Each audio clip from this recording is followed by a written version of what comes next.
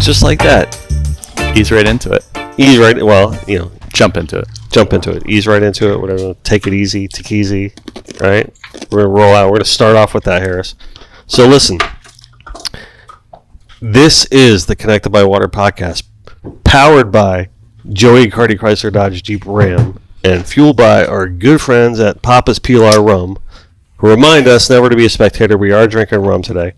And also, SeaVee Boats, our other beautiful partner, is here with us today. So thank you guys for coming up. We have Fulton Ivy with us and Hunter Barrett. And we really appreciate you guys coming. Thanks for having us. For anyone who's listened to this show, we know we talk about SeaVee Boats all the time. And we plug you guys every chance we get. And especially since, we work together doing all the apparel together like that. So it's been really, really, really fun working with you guys.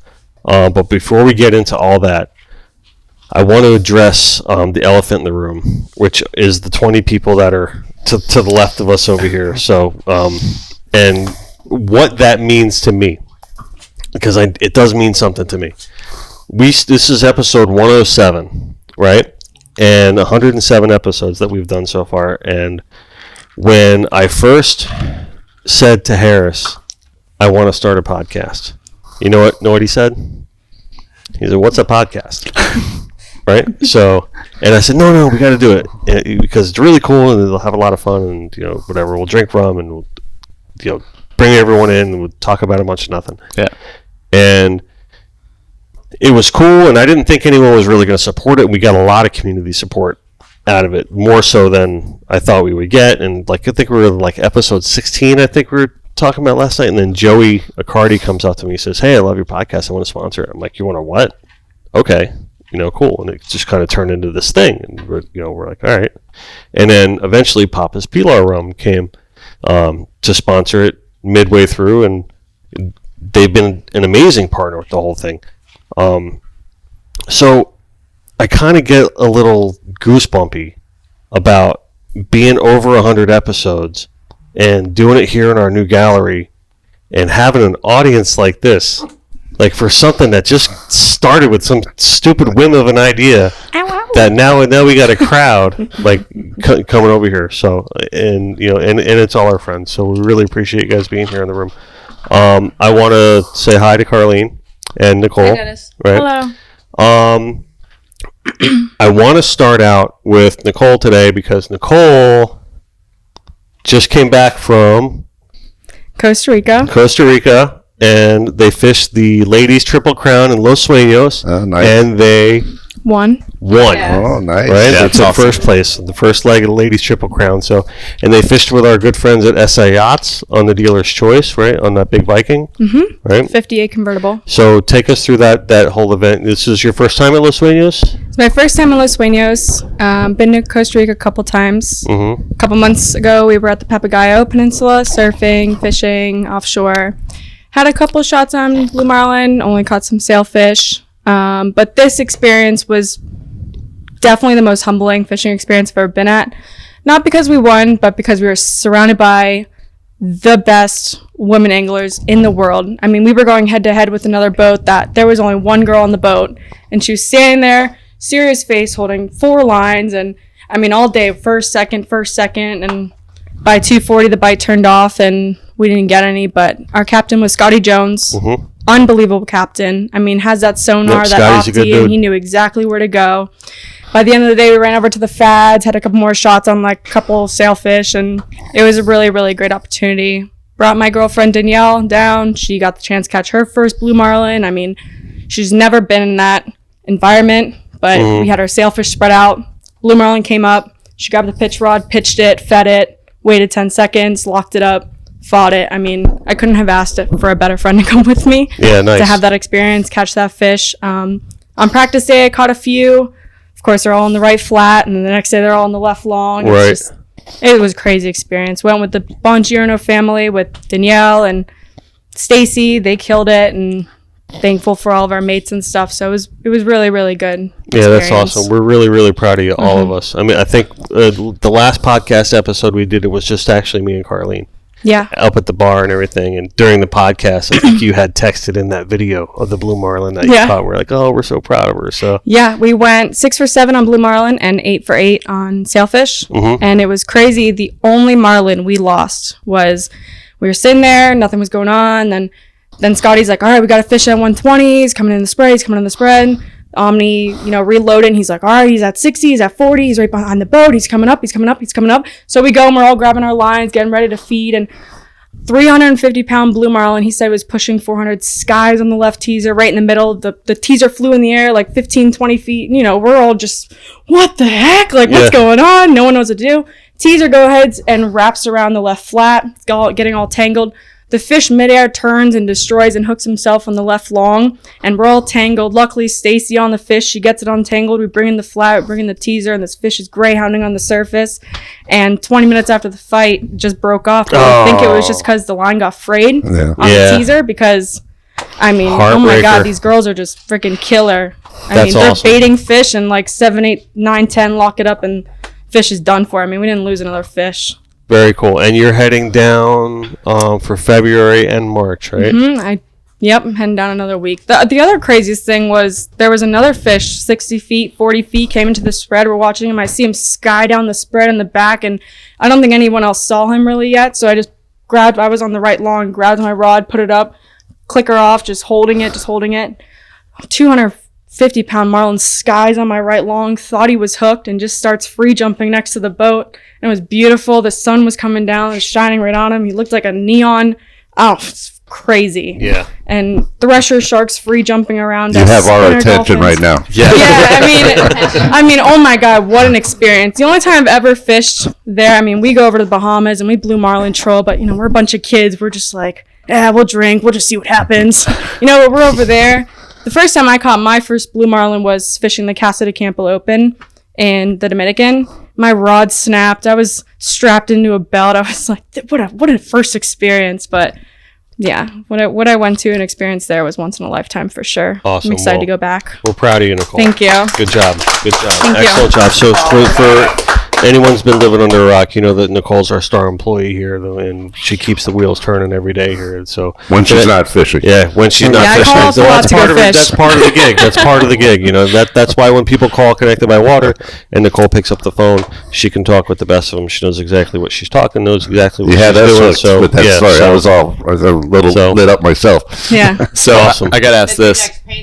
I've got a 2-year-old daughter. Like, how'd you get this into fishing? And you've done stuff I could dream about, to be honest. So it's like it's kind of funny. So I grew up, I spent most of my childhood in Chub Cay. I dove. That'll do it. Free. I'm certified in free diving. So my brother and I really grew up going there. No cell service. There wasn't a light on the street. We were jumping off cliffs, catching grouper, catching snapper, going down, filleting them in the dock house, and running to the bread lady's house and waiting for her to make bread for dinner. Because back then they were really, really strict on bringing vegetables and poultry. So it was all really up to my brother and I to make dinner. But growing up, I hated fishing. I actually despised it because I got seasick. I still get seasick, but now I just throw up, get over it, keep fishing. I have the rod in my hand. I'm like, oh God. Well, we got the trick now, right? Mm-hmm. So It wasn't until 5 years ago, my sophomore year of high school, my brother was like, let's go sword fishing. And then I was like, oh, fine. We caught one. And then I was hooked. Then I talked to all the captains that could take me. And then I taught myself my own ways, like how to drop it, where I should, depending on the tides, the moon, where the sun's at. And then the best story I have is asking my dad if I can competitively kite fish. And he said, no, you suck. You don't even know what a kite rod is. So he brought me down to the Keys and he just stood in the tower. It was like 4 to 5s. I'm seasick. I'm throwing up. It's like pushing 30 winds down there. We're off Alligator and Conch. And he's like, put up the kites. Let's see what happens. Ship breaks. It's fine. Whatever. Broke a kite reel, broke a conventional reel. And then the next day we went out and then I got a little better. Then I learned how to bridle baits. And then a year later I got on a team and then I got on 2 teams and here we are 6 years later. That's how I got into it. But as a kid, warm and fuzzy, you wouldn't catch me in a boat until I was 16. But she wasn't 2. You got to start early. It was 3. Well, she was raised living a life by being connected by water. So that's really just the life that she grew up in. And I'm fortunate enough to have known her family for my entire life too. So, okay. Yeah. So it's a beautiful thing. So Nicole, thank you so much for sharing that with us. Yeah, we appreciate everything you do, and especially hearing great stories like that. So yeah, it's good awesome. luck on leg 2 and 3. Thank you. Right on. I'm excited to go. Very good. I want to turn our attention a little bit to SeaVee Boats here, okay? And I want to start out by saying, we obviously make the best center console in the business, right? The most competitive tournament fishing boat there is in the market. SeaVee Boats, they lead the way, right? I'm going to try not to make this sound like too much of a commercial, right? So, but it is true. Yeah. And anyone who knows what they're talking about knows that the SeaVee boat is the boat to get, right? You guys have been with the company for a long time, and you know the full evolution. By the way, that happens a lot, so don't even let it phase you, right? Probably one thing to point out real quick is that Hunter's factory direct sales in our Miami office. Mm-hmm. I run the factory direct sales down in the Keys. Yeah. So we're in 2 different areas. You know, most of the time we fish together all the time. So give me the background on you guys then. In your relationship with SeaVee, that's kind of what I'm getting at. So actually, you guys have been with the company for a long time. So. I was with SeaVee a little bit before Hunter was. We had actually fished together one of the SeaVee tournaments. We just ended up on the same boat, and I met him and his father that day. I'd met him maybe before, but not close. So we got to know each other a couple days fishing and everything. And then he came to work. I think Ariel asked me one time, like, "Oh, what do you think about?" Not that I had any final decision on whether Hunter was going to be with us or not, but just, you know, I'm thinking about bringing Hunter in. He was with a yacht brokerage firm back then. Mm-hmm.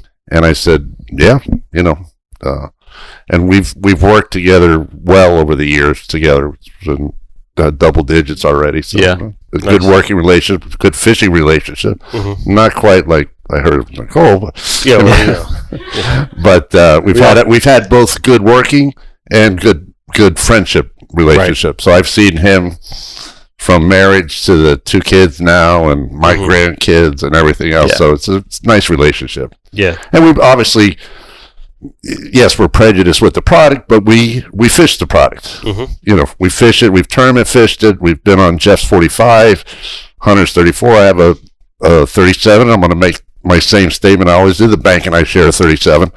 Hunter gets mad because he hears me say that all the time. I don't have that kind of flow that I can just throw down and, you know, pay for these things he owns half the keys. Yeah. So he needs to borrow a little bit of money to get the boat. But sure. But anyway, so we're fishing them all.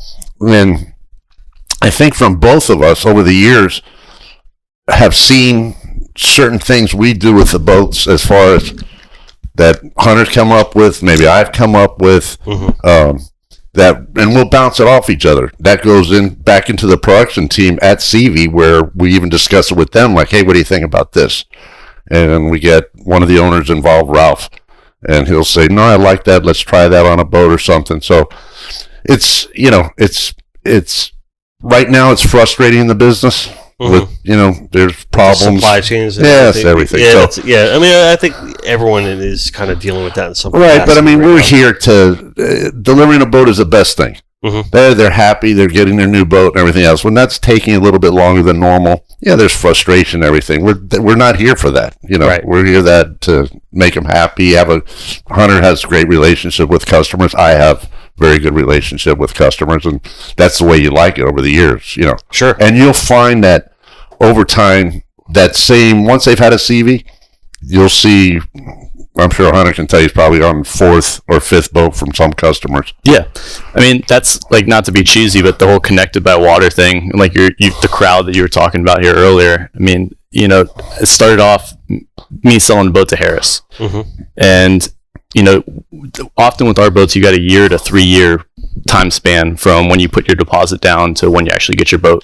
So you develop a relationship over that amount of time. So, I mean, Harris and I, obviously, he's a fun guy, and we got along well. And we'd go to the Bahamas, you're having cocktails, and Harris introduced me to Jeff, who's since become, like, one of my best friends, and he's, you know, on his 2nd SeaVee already. And, you know, it's not just, you don't just sell these guys the boats. Like, Fulton and I fish with Jeff all the time. Like, when we talk about a fishing trip or a tournament or something, like, the first guys I call are Fulton and Jeff. Right. And, you know, we've fished tournaments with all these guys together, and we are in the future. And then they introduced me to Jay, and then everybody else, like, their whole neighborhood at this point, and we're all going. Kickbacks aren't bad either. Thanks, Hunter. Yeah, of course, buddy. I got you this beautiful studio, you know. But no, like that it's and like you said, back to the SeaVee thing, like not to blow smoke, but and we get stuff wrong all the time. Obviously, everybody does. It's a learning process. But the good thing about SeaVee is we're always trying to improve the product, and we take the best things we can from actually using the boat, and they're not scared to take constructive criticism. And we incorporate that in future models going forward. So I think that's really what sets us apart. Yeah, it's not a company, and we explain this to customers all the time, that the owners sit back and, how's it going down there today? Mm-hmm. No, they're there. Right. You know, they're there, and they each have their own place in the position of the company, as far as one more with the production side, one's on the marketing and people side, one's on the accounting side. So I think it's a nice mix when you look at different boat companies and the single owner and the, you know, different this and that. You have that blend that keeps everything working together. I think that's one of our favorite parts about working together with Connected by Water, doing all the apparel for SeaVee, is that when we go into the room, we sit there in a meeting, Ariel is there at the head of the table, talking to us, and it's a very personable experience. And not that there's no pressure there. You know, we're all just talking through. It's like, hey, what do we want to do? And we're working it out. And we had a situation that made sense for everybody. You know, and it was really cool, but it kind of speaks to what you're talking about, where it's the ownership and, you know, the sales guys, whether you're on the table, you know, we're all kind of we had just a meeting the other day, and it was exciting because going forward, expanding, not to talk out of school, but some of the custom stuff we're looking forward to with our customers, and, you know, what they can develop is having the SeaVee plus their own boat and their name and everything else going with it going forward. It's been a great relationship so far. So you know, hopefully it just looks like it's going to just keep growing. And it's the input that not only the owners of the company have, but the sales guys, the customers. I mean, it's literally every aspect of it. You're getting feedback from everybody. It's not just one headstrong boat company owner doing whatever the hell he wants. Yeah, it's like, you know, these guys are pretty gracious dudes. Yeah, and they're willing to, like, hear people out and make changes, and I think that sets us apart. You know, I want to go back a little bit to something that you mentioned before about, you know, how, you know, you sold a boat to Jeff and he became Jeff's buddy and everything like that. And that's an interesting thing about this world we kind of live in. I don't even want to say business, but this world we navigate. And one of the reasons that we did kind of come up with the name as Connected by Water, because when we all share the same passion, right? We're in this business because we love what we do, and we love the subject matter, and we love what, you know, fishing or boats or being out on the water or whatever it is. And it's hard not to become friends with the guys you work with, or your customers, or whatever you want to call them. Yeah. You know, and because you guys are already like-minded right off the bat. You know, and that's the coolest part about being in this business. We experience that obviously all the time. That people are coming to us and say, I mean, whether it's not a SeaVee, whether it's a different boat, like, oh, it's the first word out of my mouth. I'm like, oh, what kind of boat do you have, right? And they go, oh my God, and they're all excited about their boat, right? And then how can I not be excited about that too? Because that's the passion that we share, you know. So I'm like, oh, that's cool, you know, that you got that boat, and, you know, it's really great. Well, what are we going to do for you? And they're like, sometimes they have a specific idea in mind, but when you get beneath the layers, because it's custom, it's all custom. You know, when you work with someone on a custom level, you kind of get them beneath the layers, and that's part of the experience with custom. I think is not just saying, "Oh, I want to go and get some, you know, off the line production thing." That's just going to be, you know. And I don't ever talk. I talked to the sales guy once, like you would go to a car dealership.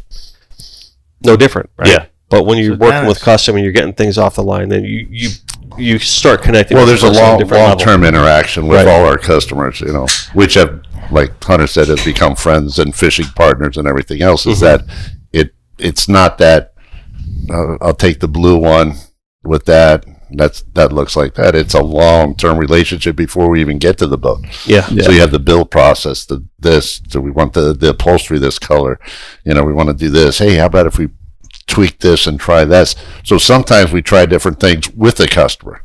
Like, hey, why don't we try this? And like I said before, we fish, or we'll fish it with Jeff or whatever, and it's like, man, why don't we do this? Or the layout of the boat, like even Jeff's boat, we were all, Hunter, myself, Jeff, let's put this rod holder here. Let's do this. We'll be setting up for kite fishing here. If we're going to be deep dropping, we want that other electric, reel in the back, that outlet. How about if we're running 4 electrics for Wahoo? Thanks, Charlie. Let's put those up on, the 30 amp, 28 volt amps underneath. So it just evolves. And I just had a conversation the other day with Mark Miller from Living Water. We're doing the entire apparel package, and we're wrapping his boat coming off the line here in March. And he was telling me about the tower situation, where he kind of had some suggestions about the tower, and I thought that was the coolest thing, where SeaVee listened. And like, what do you mean? And then he was explaining to me how he felt something should have been pushed back a little bit more, and SeaVee worked with him to get that right. And I think that was really, really cool. Yeah. Because I don't think most boat company, car company, anyone in production would have really been like, no, we know what we're doing. You know? But I thought it was pretty cool that SeaVee actually listened. The nice thing with us too is like we don't have to pitch anything. Mm-hmm. Like we don't have to say, hey, we only sell Yamaha, so Yamaha's the best thing in the world, or we only sell Mercury. It's, what do you want? Do you want Suzuki? Do you want Mercury? And we'll give you our feedback. Be like, hey, we've had a lot of issues with this product at this particular time, so maybe go this way. Or Simrad or Garmin, it literally doesn't matter. Right. Stepped haul or non-stepped. Like literally, we'll give you the pros and cons of almost every option you can get, and then we'll build the right boat for you, not just a boat because it's sitting there and that's what we sell. Mm-hmm. So it's not like a guy that comes and he's a first-time boater and like would never understand maybe Furuno electronics or something like that. Mm-hmm. And you don't have to just like shove that down his throat. Like you can work with them and say like, hey, maybe Garmin's a little more user friendly for you or something. But yeah, so Jeff has hull number 2 of our 45, which is our flagship model. It's an amazingly beautiful vessel, Jeff. It is, and it's what all of us fish on now. So Harris and Jay and the whole gang, Fulton, we all fish together on that boat. And me, Fulton, and Jeff would go to like lunch after lunch looking at rod holder layouts or electronics layouts and talk about like how his old boat was laid out and what we wanted to do differently. And then while the boat was being built, getting on the boat probably almost once a week and deciding what we wanted to tweak a little bit, move here and there. And like that's not something that's one afternoon, that's right. a year and a half process, and you develop a bond when you're doing stuff like that, for sure. Yeah. And then also you have the feedback from Jeff, the owner of the boat, after he's had it for a while, right? That now you get involved. It's like, Jeff, if you were to do it all over again, what would you do? Yeah.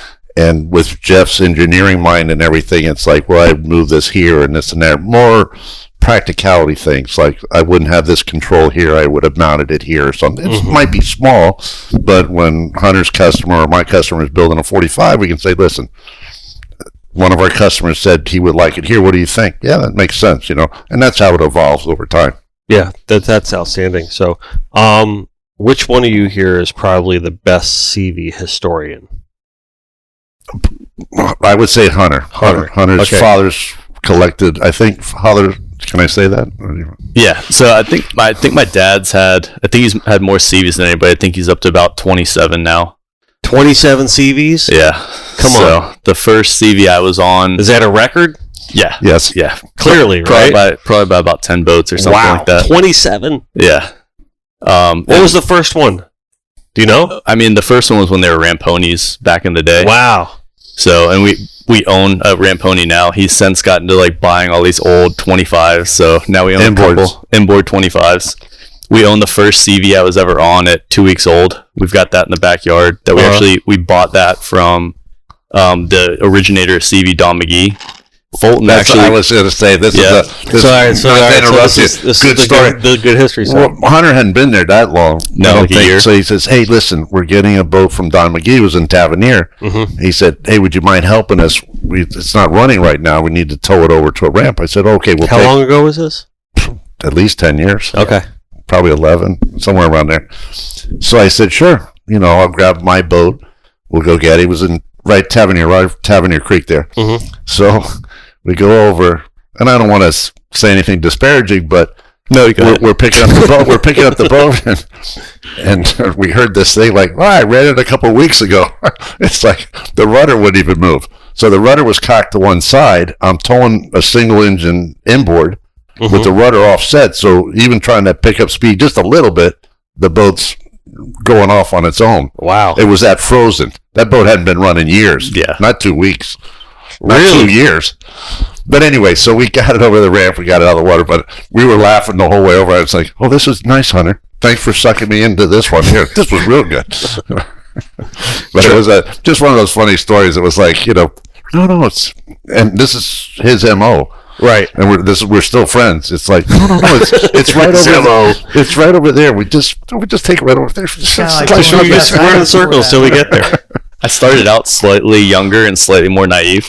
So when I brought Fulton over to that house and thought it was going to be a no-brainer, and the engine wouldn't crank, and the rudder was already crocked to one side, like trying to get that thing on the trailer, as Fulton had to swing me in with his 37 or 34 at that time. Yeah. He had to swing me in by the tow line, and then I had to try to steer it, although I couldn't steer it, onto the trailer with the wind blowing. But we talked about it. We said, okay, we're going to spin it like this, and you're going to have enough thing. I know the trailer's over here, but with the rudder, as I release you, it should start breaking. Come on.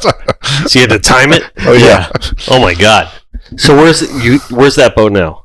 Behind my parents' house. Really? So we've got a 2020 34 SeaVee, and then that's a 1988 25 SeaVee with a single inboard.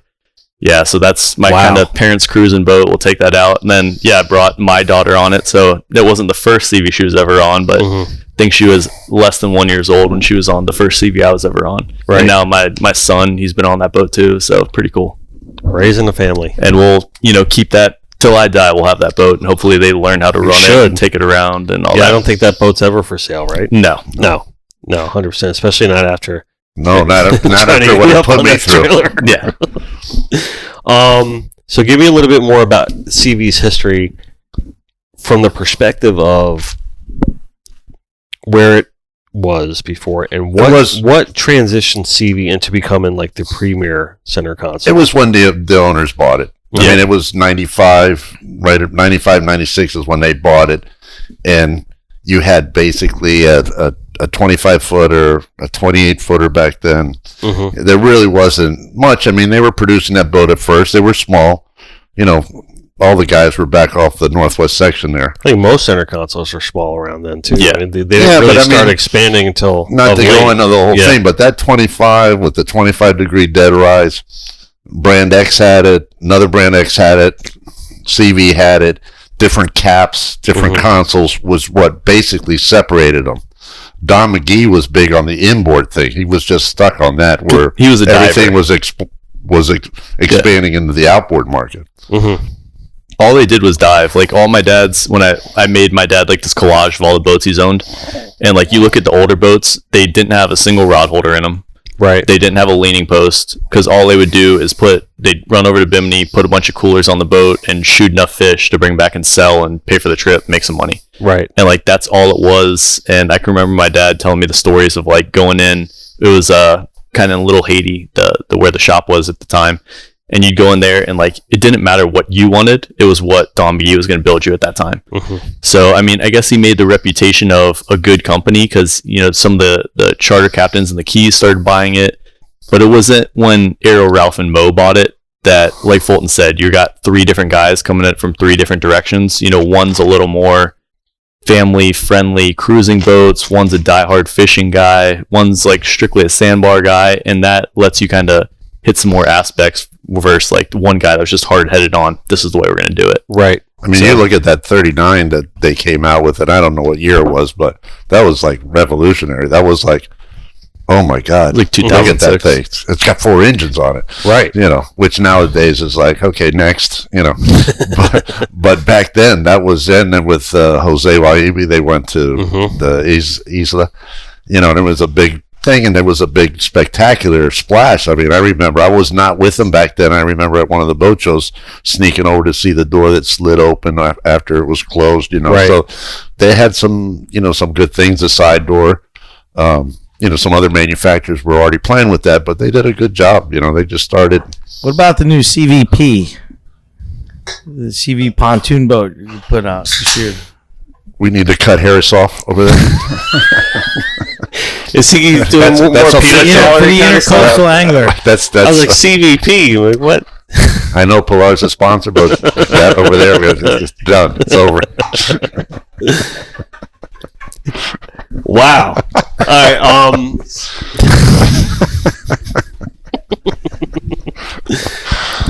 That's just a rumor. The hell were we talking about?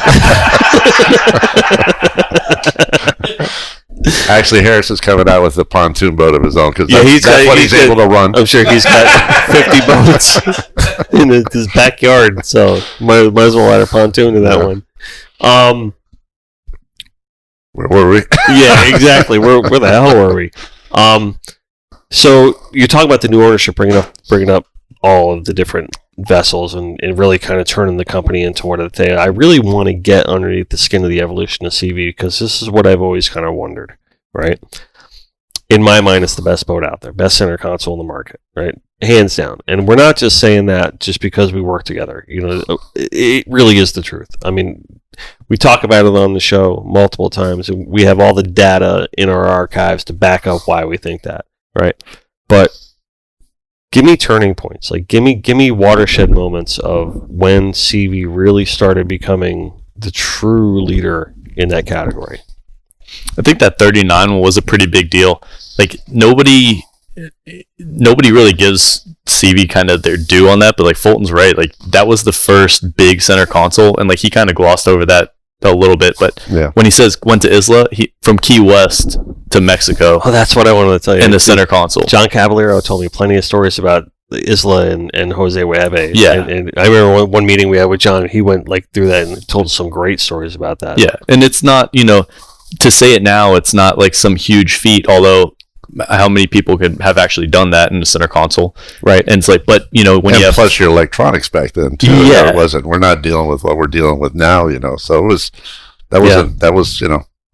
like Hunter said, it was an adventure. Yeah, it was a big trip, and then it's easy. One thing I've always liked about SeaVee is they kind of innovate first, and then a lot of people, frankly, will just knock the stuff off, and it's a lot easier to do that after the fact, Mm-hmm. And they're really always looking at. And I think that comes from the 3-owner thing. They're always looking at like what they can do differently.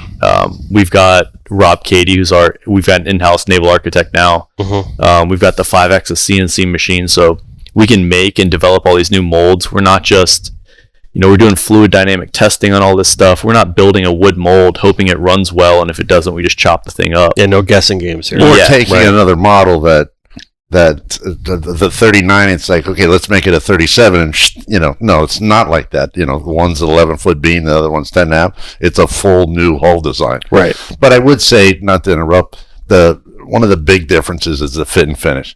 I've never, since I've been in the marine industry my whole life, I've never seen a company take, not because of the issues now we have with labor and supply and everything, but take so long in the fit and finish area of doing a boat. Mm-hmm. I mean, boats normally, our normal time was 10 to 12 weeks from the time it's sprayed in the mold to the time it's done with QC and running it and everything else. There's a million manufacturers out there, some semi-custom similar to us, 4 to 5 weeks. Boom, and you're done. Done. And I'm not saying it's bad. I'm not saying, oh, they're bad, we're good. I'm not saying anything like that. I'm just saying the fit and finish and the attention to detail that they go through there.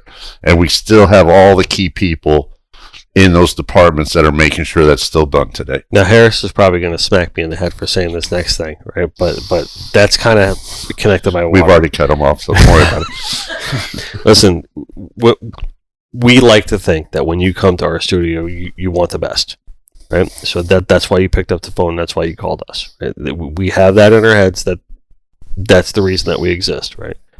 At the end of the day, we try to deliver every single goddamn time.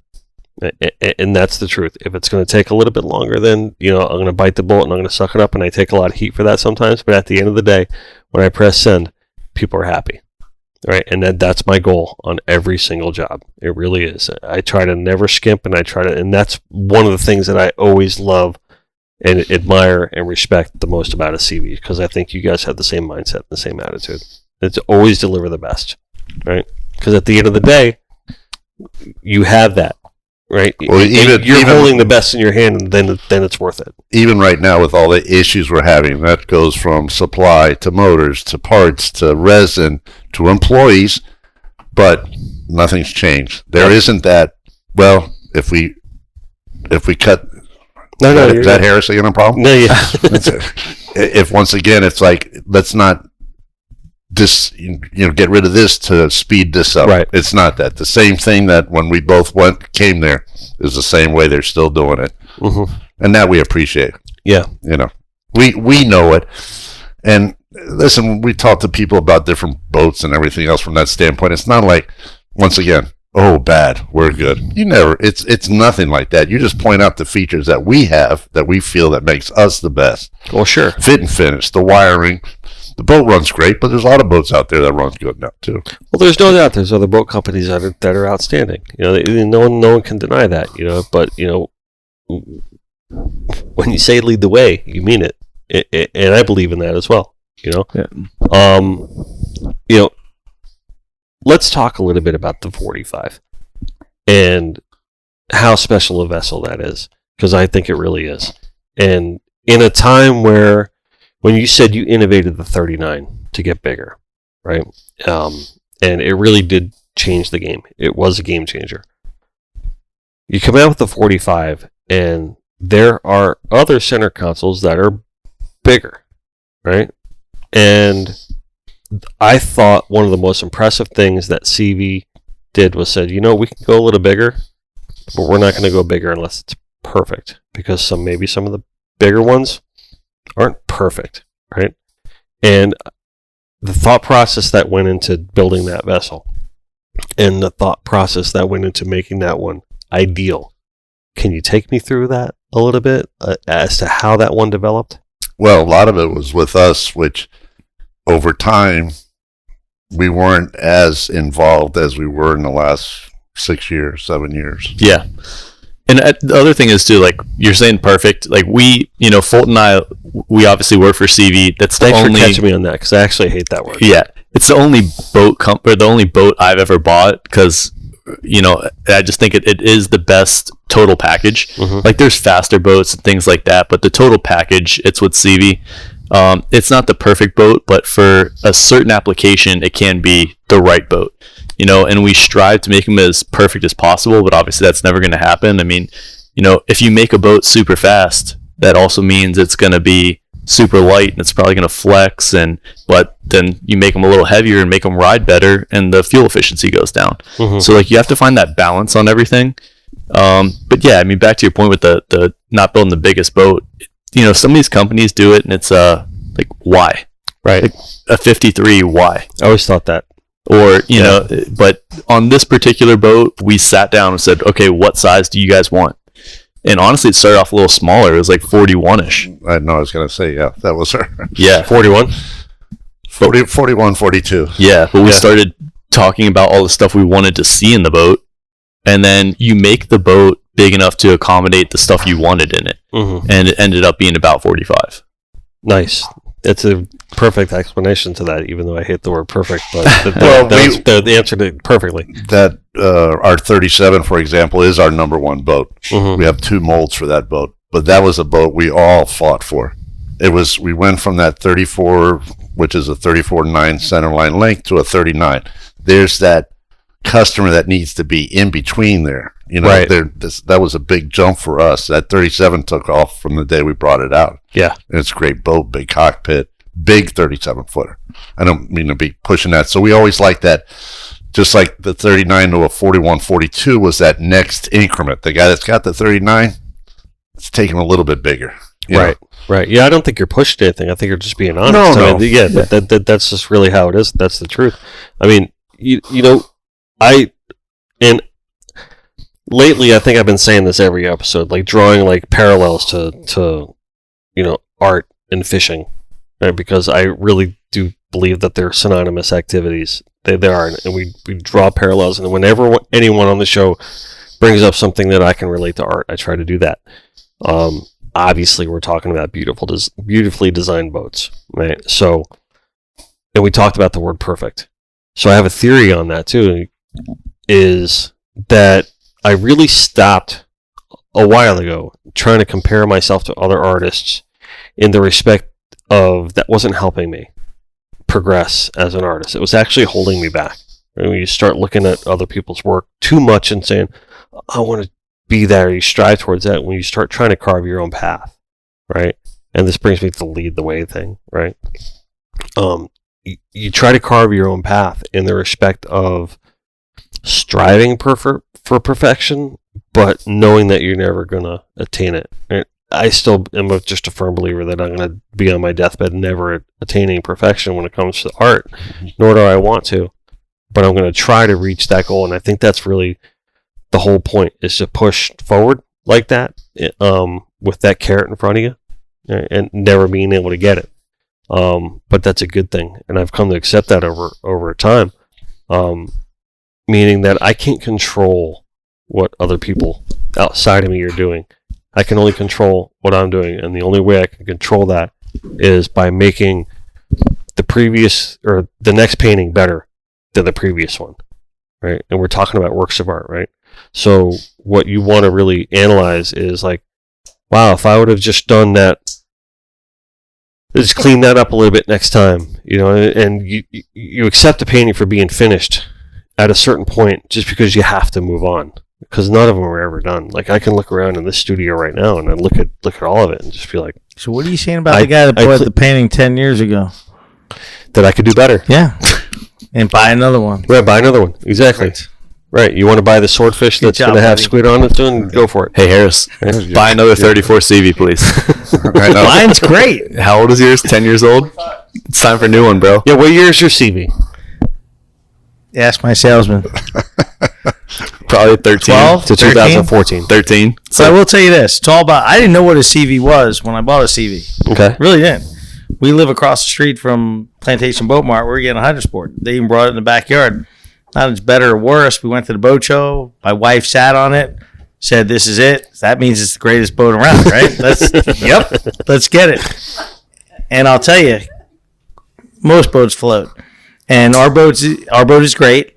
And it's the people like Hunter was talking about earlier that, okay, he sold the boat to me, and now this guy and this guy and this guy, and then you have a tribe that follows you behind you. But that just doesn't happen because it happens. Right. It happens because of, the details and the truth that goes into it.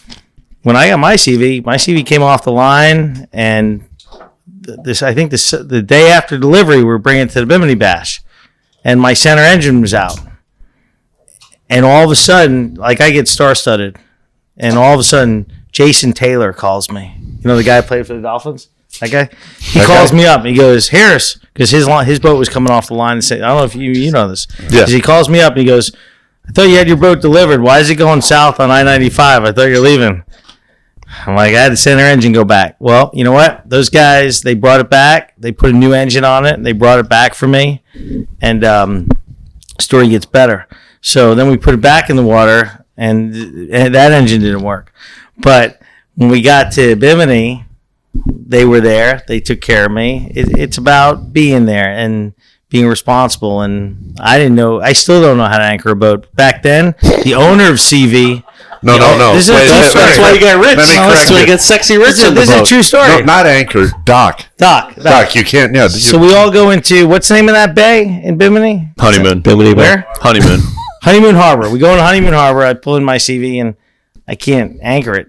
Ariel, owner of SeaVee, jumps off his bow like Greg Louganis and jumps in and grabs my anchor. Might want to revisit that reference. He's gonna love that. Like one. Michael Phelps. And anchors me. That was great. You are cut off. And Jeff, who I invited, is sitting on the other side of the bay in his Hydrosport watching Ariel Louganis Perez jump in to save me. And he's like, I have to have a SeaVee. And here he is now with the 45. Nice. I mean, I mix up the story a little bit, but it's all mostly truths that go into it. It's like tall tales, but it gets bigger. I recall, because I really didn't know you, is pulling into Bimini Bay and trying to dock. That was the show that I enjoyed. Yeah. That was a show like no other I've ever seen. That was my first scratch on the SeaVee. And I told with my helmsmaster. And I told Hunter, I said, "Is that your customer? Is that him coming in?" Listen, I didn't know how I said, strong the Yamaha 300s You were, better get down there and help him. It's 10 That years was actually later, my and he first still match doesn't on the know boat. it's Helm Master. He still calls it Helms Master every time. I just want to know who was wearing the Speedo. Was it Harris or was it Ariel for the Leganis move? Neither. We're not going there. Neither. No. And his kids were young back then, and they were all yelling at him, "Get in there!" And that's why I yelled at him. I go, "You got to get down there." I don't think he's going to make it in. Hey, the truth be it, when I hit the dock, when I pulled in, I thought there'd be a bottle of champagne in between me and the dock that we were making for me making When I hit the dock. All right, but now, Listen. no, Listen. We're sponsored by Bottles Pilar. No. we're sponsored, but Carlene, you got to save Harris. Do you? As much as you want. Mike's setting it. Listen, I want to state something real quick. Okay. That man's my business partner. I couldn't be more proud of him. And I mean that from the bottom of my heart. I love this guy to death. And I think everybody in this room does as well. Well, we love his wife. Yeah. We don't know about him. She should be here tonight. Yeah, she That's threatened me that if I didn't come, I was going to get in trouble, but I don't she see did? her here. Yeah. All right. Good job, Corinda. But anyway, maybe we should drift away from the infomercial. No, listen. The infomercial. No, listen. A lot of guys out there that listen to this show want to hear this stuff. They I they know. really they want to understand, a little bit about, because they'll see a CV and they'll be like, "Oh man, that boat's hot." I want them to know why, though. I really do. I think that matters. And that's what this show is. No, I know. It's getting beneath, our scene, and I like getting the beneath our lifestyle. Connected by water. Yeah, and that's what it is. It's all about, getting underneath everything. Listen, we always say it's a fishing show. It's not about fishing. We don't want to teach people how to tie knots and do crap like that. You can just do an internet search or just a million other fishing shows that are about crap like that. No, we're about will, the people behind everything. I will tell you this, not to sound corny, but it was a pleasure meeting Jeff and us fishing together. We've had some great times, fun times, laughing times where we've left late afternoon, shot across the Bimini, wahoo fished the next day, deep drop, came back, a day later. So I'm just had a great time, just all the way across the board. Yeah, I mean, now we're fishing like Harris, Jay, Rich, like Jeff, Mm-hmm. like literally all of us with all the wives, all at the same time, because we all fit in the 45 now. Mm-hmm. And I think for Jimmy Johnson last year, we had 18 people on the boat, Wow. and just But it wasn't crowded. That was the beauty of it. And we were just, Fulton was holding court, and we were just laughing our asses off for 2 days straight while we drink, catch fish, and we did pretty damn good last year too, which was awesome. But we just did fish for Holly, same crew all together. Fulton had COVID, so he couldn't come. But Really? I had COVID. He goes, no, just mask up. We don't care. Well, because I'm thinking about myself. I was actually on my gonna- chest. I'm down on the no, disco. I was actually going to mess with you guys today and text you and be like, "Hey, you guys got to wear your mask today." Yeah, but whatever. I just let it go. haven't worn one of those in years. I know. I always have to hear. I'm young. It doesn't bother me. He's had it twice. It doesn't affect us. You've had it twice? Yeah. Fine. I'm still here. Oh no! Yeah. But after the first one, he goes, "I've had it. I can't get it again." Oh, you have it again? Oh, okay. I was golfing. I was fishing. I didn't realize I had it. Yeah, I probably, I don't know if I've had it or not yet, but He's a spreader. Yes. Really? Well, no, because he says I was golfing and Is everything. that because of his Greg Louganis moves? Yes. Well, Listen, segue into fatherhood. I want you to talk about a little bit. You got your daughter, you got your son. How's fatherhood treating you? I get to hunt less and fish more, so this is okay because I don't have to go away for nights at a time on fishing trips. We did take the kids to fish for Holly, and I didn't get to go to any of the award ceremonies or any of the dock parties or anything like that. So just got to fish with the guys and then have Nikki pretty pissed off at me when I got home, and she'd been watching the kids all day by herself. But Better to ask forgiveness than permission. That's what I hear. I've known Hunter pre-marriage, pre-babies, and he's done a good job so far with the fatherhood thing. I haven't seen that. Yeah. Of course, we heard the nonsense before the kids. Like, no, we're not going to change. We're going to do everything the same. Right, blah, blah, right. blah. And then we had to have the father-son talk about, listen, I don't want to hear it's he or she's the cutest, the best, the smartest. It's already talking, already running, She is the cutest, already though. walking, and then, yeah, And the smartest. This is our joke. Yes, she is the cutest. I mean, come on. But he's done. I didn't mean to interrupt, but he's done a great job. No, so are you sleeping or? Some nights. Last night was a little rough. My daughter was up from 2 to 4, but Yeah. my wife is like she is a trooper. Like she's the one gets up because obviously I have to work and all that kind of stuff. She also like puts up with all my antics. I mean, we had our daughter in January 24th, so we just passed her second birthday. But I think it was the week after her birthday, and I wanted to try to get her on a SeaVee before I was on a SeaVee. Mm-hmm. And it was like a weekend like this past weekend. Like it was in the 30s to Blowing. 50s. Yeah, and super windy. And she's like, we're not taking her on the boat this weekend. Right. Probably So a smart move. yeah, so I let one weekend pass and then got her back on the boat. So she was 2 weeks old on her first CV. She's like, Nikki's feeding her in the cockpit while the wind's blowing and stuff like that. And same with Maverick. Like immediately got him. He's on the leaning post at like 2-3 weeks old. And now she's already been to Bimini. Like we did that trip, or CV's Bimini Bash, which we do every year. And we tell our boss that we work really hard, but at the end of the day, like we just go have a ton of fun with all of our customers / friends. Mm-hmm. So that was a great time. Yeah, having that's her a over great there. event in itself. Yeah, but no, super fun, man. I love it. Like, Nice. So you're raising your kids to live a life that's connected by water. They've got custom rods already from Biscayne. Customer. Wait, what? So one of our other coworkers actually, Eric Castillo, works with me at the office there. He had custom rods made for me from Biscayne Rods, which all my rods are now.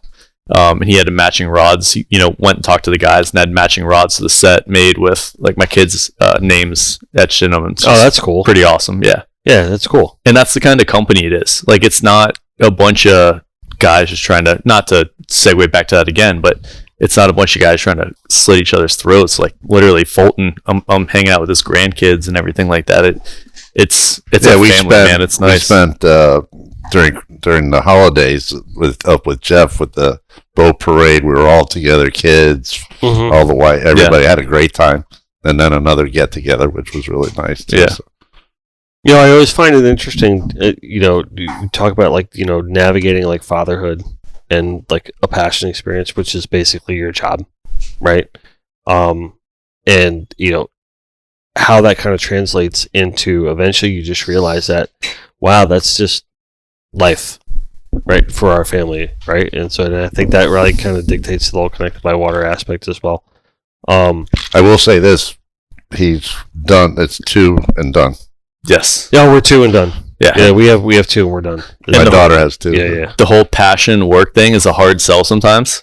Like it's easy when it's spread out, but like this time of year when there's sailfish tournament after sailfish tournament, like a month in a row. I have basically eventually resigned myself to be like, all right, I'm done for a little bit, and then I'm going to move on when they become a certain age, and then that's it.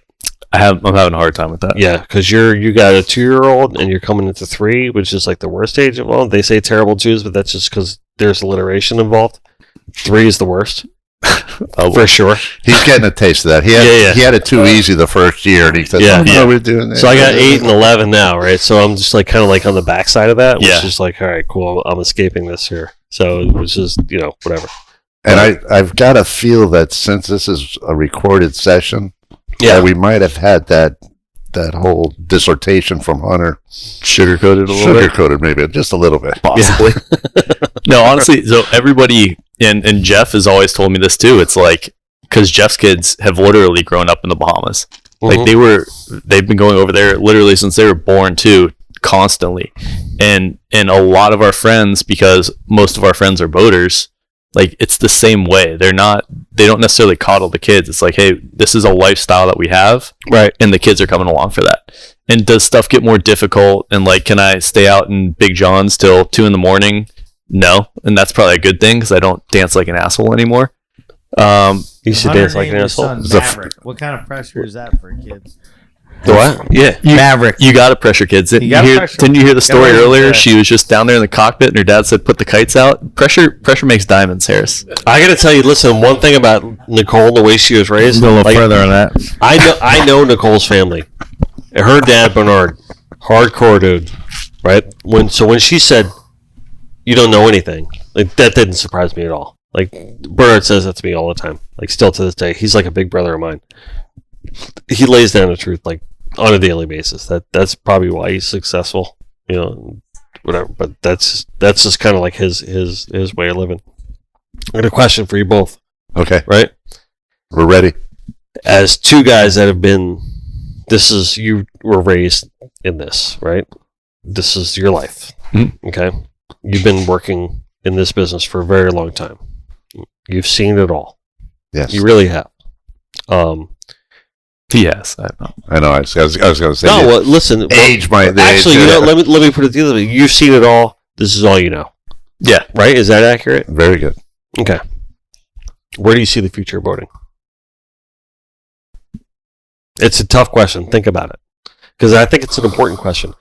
Where do you see the evolution of boating happening now? Boating's going to continue. No, boating's going to continue to grow. I mean, there's too much, and there was an awakening with the COVID that put people that had never thought about this industry into this industry before, right. As far as consumers. That being said, you can see, I see more of the pitfalls of where we're going to keep these boats. Where are they going to be stored? I helped Donnie out at one day at that steward show, and this guy told me, I'm not going to tell you where. This little 32-footer was $2,000 a month for storage in this area somewhere. But I'm just saying, things like that concern me. But then, like I said again, you know, the industry itself, no, it's going to keep going. Well, as far as design goes, as far as aspects of like you guys have been. Well, as far as design and everything, I already see what happens is the manufacturers, just like Mercury with that 600. It's manufacturers have been yelling at engine manufacturers like, we need big power. We're coming out with big boats. This is way before they were all out there. Right. We're coming out with big boats. There's nothing really there. There was that other 7-ish company. Right. Yeah. That's 6, 7, 8, 7, 8, 9.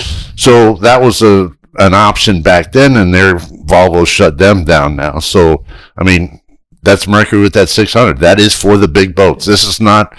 Theories may suggest that other things shut that down as well, but yeah. It could.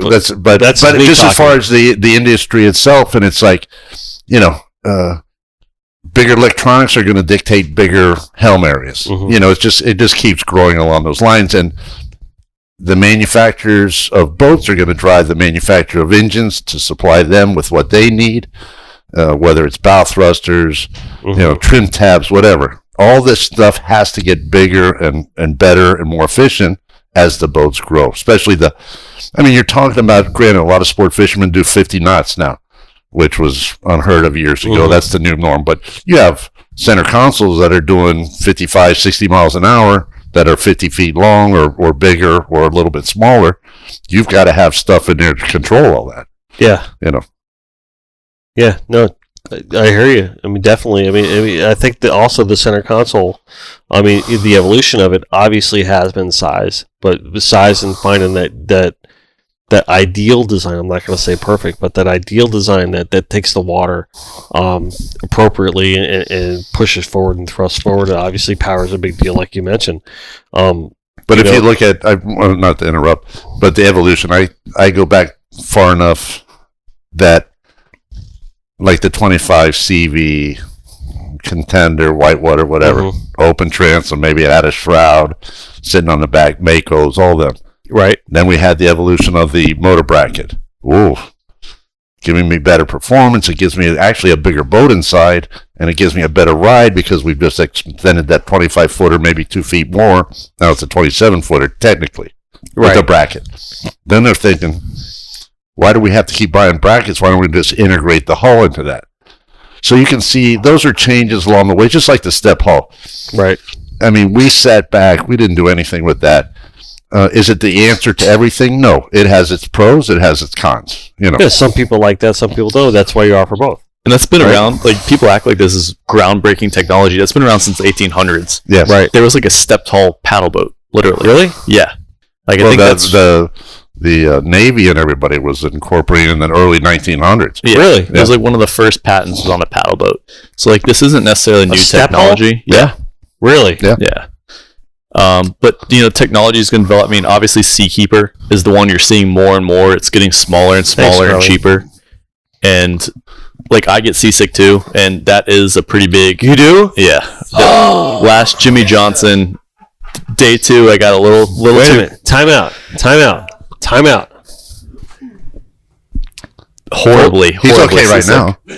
You get seasick all the time? Not all the time. Every now and then. When I make poor decisions like drinking too much rum, 3 seconds After and the big first and day. like all that stuff. Like, right? But it wasn't Pilar, was it? I He don't doesn't get believe seasick. that It's was- like no. seasick That is kind like of a shit junior only happens salesperson. with Bacardi. Let me tell you.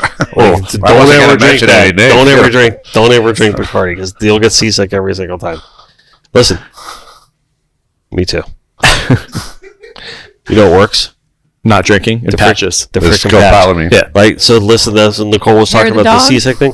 The what? The hair of the dog works too. Yeah, the hair dog works too. I tried that But that Nicole- particular day, and it was rough. Listen, I'm telling you right I now. have some secret pictures of him laying out. Nicole was like, God, like, I went fishing with them. I don't know, a couple of years ago. It was the Cove tournament, like on the skipjack, and she wasn't feeling so well. I'm like, you need the patch. She's like, the what? And at the time, she was only like 19. She's never heard of. Like, she's like, Yeah. what? I'm like, well, you've heard of the Dramamine. She's like, oh, I can't take that shit. I'm like, nobody can because it's horrible. Yeah. I'm like, but you got to call your doctor. And you got to get the patch. She didn't do it. Right, whatever. She keeps getting sick, and everything like that. It was before she's going to Costa Rica. She's like, tell me about this patch. I need to go fish this tournament, whatever. I'm like, just call your doctor. Here's what you need. Right? She did it. She's like, she comes back. She goes, money. Yeah. I'm like, yeah, It's night and 100%. day. Yeah, it's like nothing. And I it let- feels like we're sitting in this room right now. Listen, you guys talking about all that seasickness. No, go ahead. I have to Go go back. Go. No, so I let ego Take get your in the way. time, Fulton. Make sure you wash your hands. You know, there's COVID. At Jimmy Johnson last year, I had, like I said, a couple too many cocktails after day 1. I also let ego get in the way a little bit and like don't like to be harassed for wearing the patch on the boat. So I did. Harris will harass you. Well, I mean, He's a harasser. I would have got it from every angle with the crew we had on that boat that day. Yeah. So I just chose not to, which was a poor decision, and ended up, like Nicole was saying earlier, puking in between reeling and fish, and just passed out on Jeff's sunbed on the bow of the boat all day. You know the way I look at it? There's a minor in the room. I'm going to say screw him. Yeah, Because that's the worst feeling in the world. Yes, Let it me tell was. you. Doesn't happen all the time, but every now and then, if it does happen, it's like, man, there's no dollar amount in the world you wouldn't pay to make that go away. It was miserable. I'm telling you right now, I've experienced a lot of things in my life, and if no one in this room or anywhere else or anyone listening has ever experienced seasickness, it is a bad thing. Yeah, Like bad. Like disease, like you're like ICU kind of thing. yeah. It's bad. So patch all the way. The Seakeeper wasn't even fixing me that day. Yeah. But yeah, for back to the boat day, I mean, there's Seakeepers. People are sending me stuff now of like gyroscopically stabilize the boat itself. Mm-hmm. And then, yeah, it is. But like the boat will be running below, and it's like absorbing the shock of the waves while the boat house up top, right, is riding on the hydraulic rams, essentially keeping it flat. Mm-hmm. And then like the other things, I know a lot of people have kicked this around, is like hydrofoil boats. So like when the boat goes to, and obviously you've seen this with surfboards, those like badass Right. electric ones that cruise Yep. around. Imagine being able to run the boat and you're up on a hydrofoil, then you go to fish and you settle back in the water. The hydrofoils can like lift back up into the hull. So there's like it's not going to look the same as it does now, but there's so many more places you can go with it. And like same thing, like you started off with this, and Show's over, Fulton. We ended it. Yeah. We ended it. We're just talking casually. Yeah. So we ended the show where you were going. Gyroscopically. All that talk about seasickness, I got nauseated. Queasy? Had to run. Queasy. Take it easy. So we ended the show, and That's okay. he's just telling me about hydrofoils and things like that. So I already signed off. But that's one of the good things about Did you really sign off? No. Oh, I thought it was good. It's like, okay, I'm out of here. Fulton still doesn't know what a podcast so is. Hunter thinks that the future of boating is hydrofoils. No, but you've seen all these things from Spoken like a true old guy. from a catamaran to hydrofoil to hovercrafts. I mean, look at all the stuff that's out there that's been tried. So it's the SeaVee Hovercraft coming out. Yes, we should have that next year. Okay, with Pontoons and the hovercrafts. pontoon hovercraft. It's a pontoon hovercraft. It's designed with the A PV. Helms Master And our cat. the PV. Our cat that we're coming out with. The only way Harris can drive it if he's got that little thing. The Helms Yeah. Unless it's Master. a Suzuki, then it's a little P. PV. Is it? Please don't hold that microphone close to this. All right. All right, listen, before we sign off, Okay. right, there's a like we mentioned him on the show before, but we need to put a face to the name. Will Sexy Rich please come here, please? Oh, Richie Rich! Sexy Rich. Richie Rich! We've mentioned Sexy Rich on the show before, and I want everyone to be able to put a face to a name. No. All right, you can go there. All right. Don't worry about his shirt, he's wearing a schmee. Perfect. So this is Sexy Rich. He's the best deep dropper on the planet. Dennis, Right. I miss you. Yeah, I miss you too. We'll talk later. So anyway, listen. Rich won an award from who's your idol? Who's your idol? My 12. my idol's Bouncer Smith. What about Bouncer? Bouncer's a good friend of the show. There we go. Roll right over. Bouncer's a friend of the show. What happened? 3 more hours. We're hungry, Rich. That's just my idol, Dennis. He's your idol. You won an award from him, though. You said no. Now, when I was a kid, yes, I was Junior Angler of the Year back in 1985, 4 or something. Junior Angler of the Year from 1985. Now, which And Bouncer got to present me most with of our an award. listeners were born in like the 2000s, Yeah, right? I won the Miami Billfish tournament in first place as a junior angler, and then the Fort Lauderdale semi-annual, like second or third, and then the Pompano Rodeo, the Pompano Beach Fishing Rodeo, which was a great tournament back in the day, and then I won that one as a junior angler, and it was a great time when I was a kid. Yeah. so you I'm hearing about anyway, the junior Bouncer, stuff. if I What can about the interrupt- adult angler stuff? so you learn how to count basically. So when he yelled number 6, 6. you knew to jump on Let 6. me tell you, back then we used to put them on the deck. Bring them to the dock. It was a lot different. You'd go back to the dock and there'd be But I'm talking about the numbered rod 100 holders. sailfish sitting up on the dock. It was crazy. Bouncer appeared for our Papa's Pilar episode. I saw that one, for Dennis. For the Flibs episode. I'm sure he did.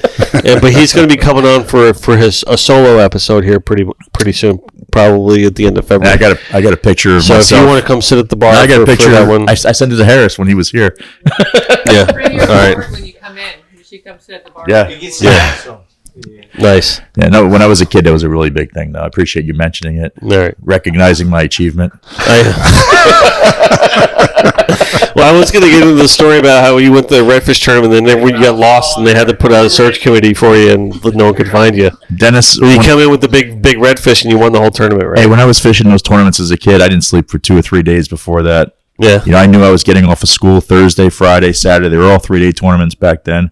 And no, it was a great thing. I appreciate you mentioning that and recognizing those achievements that I've successfully That's what I'm achieved. here for, Rich. I- Sexy Rich, everybody. Round of applause for Rich. Listen, I want to thank you guys for coming in today. thank you, It really Dennis. means a lot, and I No, want to thank give you for having us. I want to give a couple of shout outs and a couple of plugs here, right? Because we have to.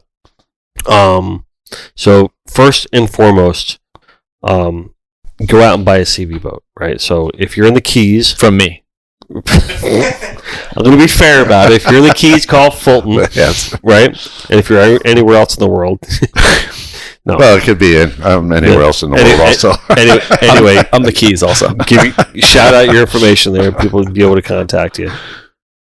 Fulton, you go first. Well, it's just Fulton at SeaVeeBoats.com. Okay. Hunter at SeaVeeBoats.com. Easy, Yeah. right? And all Hunter. kidding aside, flip a coin, you're dealing with 2 good people. Yeah. So whoever you Yeah. liked better today, call them. Well, might not be today. Anyway, but, you know, Anyway, thank you for having us up. listen, we want to give the Connected by Water Collective here wants to give a shout out to SeaVee Boats, just because obviously, you guys have been great partners to work with. We love associating our name and our brand with such a great name and brand, And vice versa. And we really, really appreciate you guys allowing us to be able to do so. It means a lot. It truly, truly does. And I think it's important for us to state that too, because we talk about you guys on the show all the time, and it's nice to finally bring you guys in to be able to just talk boats and understand a little bit of the history behind SeaVee, and understand the development process and everything we talked about today. So, thank you. Thank you very much. Thank you, Dennis. Very much. Thanks for the relationship we have. I want to thank the crowd that came in, Except for Harris. Except for Harris, because you talked about the pontoon. No, but seriously, listen. Connected by Water is about community and friends and the people that make that up, right? And we have a saying that we are all connected by water, and it's very true. I think we went into it a little bit today about what makes that true and possible.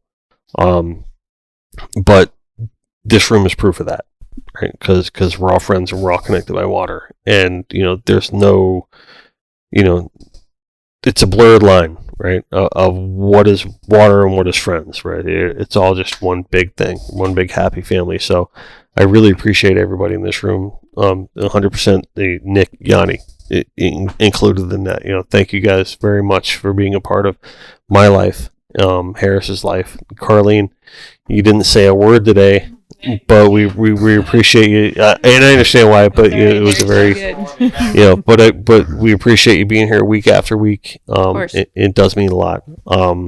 Thank you. Like we always say, and not an episode goes by where I say she is the Robin to my Stern. Yeah, and we really appreciate you. Sounds dirty. That's why I like it. I thought you were going to say Batman, but okay.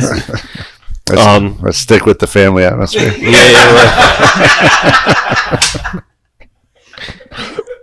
Your ego is not your amigo. Right? Always do your best, and at the end of the day, just let God do the rest. And I want to thank our sponsors, Joey Cardi, Chrysler Dodge Jeep Ram, for providing us with some great support. I want to thank our Papas, Pilar family, and friends for giving us a lot of support. And I definitely want to thank our SeaVee family for giving us the greatest support. Thank you. So, thank you very much. At the end of the day, do not forget that no matter where we are, no matter what we're doing, we are all Connected by water. Thank you. Beautiful.